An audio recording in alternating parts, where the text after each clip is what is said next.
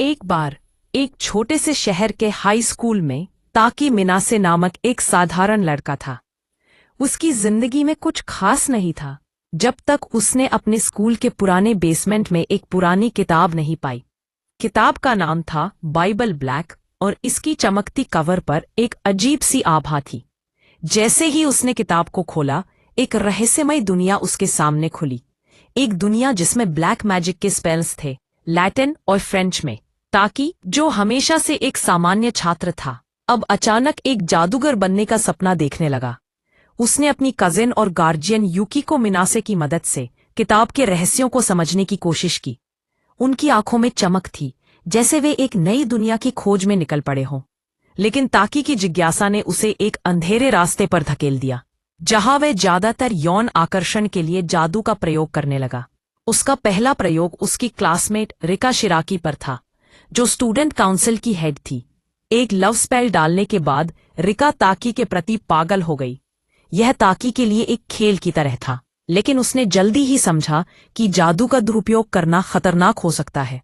ताकी की हरकतें उसके दोस्त अयुमी मुराई को भी प्रभावित करने लगीं, जो ऑकल्ट क्लब की सदस्य थी। फिर ताकी ने अयुमी के क्रश को आकर्षित करने के लिए जादू किया, लेकिन जैसे जैसे ताकी के जादू के प्रयोग बढ़ते गए, उसे एक नया खतरा महसूस होने लगा। स्कूल की नर्स रेका कितामी, उसने ताकी के जादू के बारे में जान लिया और उन जादुई शक्तियों की खोज करने लगी जो उसके अतीत से जुड़ी थी। 12 साल पहले रेका कितामी ने एक भयानक रिचुअल का सामना किया था, जहां उसे एक वर्जिन सैक्रिफाइस बनना था। लेकिन रिचुअल फेल हो गया और उसने शैतान से एक खतरनाक डील की। अब वह ताकी की जादुई शक्तियों को अपने फायदे के लिए इस्तेमाल करना चाहती थी।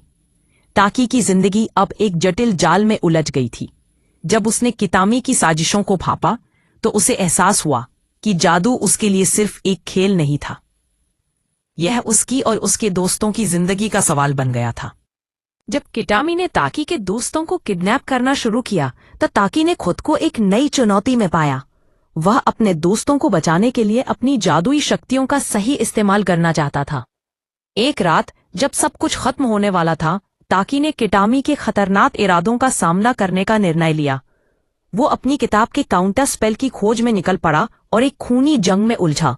जब कितामी ने अपनी अंतिम कोशिश की, ताकी ने उसे रोकने के लिए अपनी पूरी शक्ति लगा दी और अंततः कितामी अपने ही जादू के जाल में फंस गई और उसका अंत हो गया। ताकी और एमारी, जो अब एक दूसरे के प्रति अपनी भावनाओं को समझ चुके थे, ने एक नई शुरुआत की। लेकिन जैसे ही वे अपने नए रिश्ते का जश्न मना रहे थे, उनके सामने एक नया खतरा आ गया। साकी, जो ताकी की किताब पर हाथ डालना चाहती थी, एक नया तूफान लेकर आई।